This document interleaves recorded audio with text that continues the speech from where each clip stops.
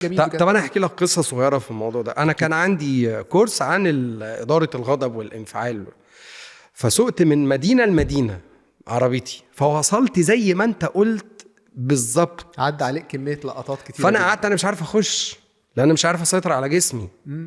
الغضب عندي والنرفزه من الطريق والمشحنات، جسمي بيترعش. فانا هخش اقول للناس ايه؟ سيطروا على غضبكم. فاحنا عندنا الناس كمان اصحاب السلوكيات الانفعاليه الشديده جوه العربيه وهم سايقين والحاجات دي كلها، هم في الاساس مش عارفين يسيطروا على جسمهم، مش على مشاعرهم.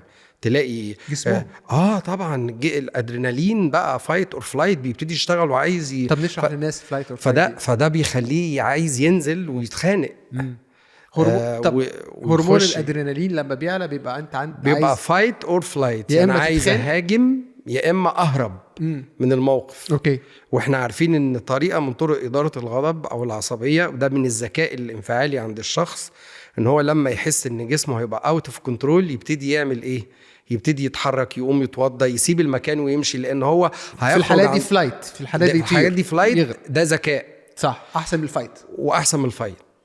واحنا لا ننصح بالفايت يعني. اكيد ولا ننصح بالفايت. ولو انت حضرتك قصاد واحد مش عيب ان انت ترجع خالص، بس هو الناس لما بيختاروا يقعدوا يتفرجوا عليهم، أيوة. هو بيحس ان الموضوع جمهوري يعني. واحد بيشجع دكتور، واحد بيشجع الناحية الثانية.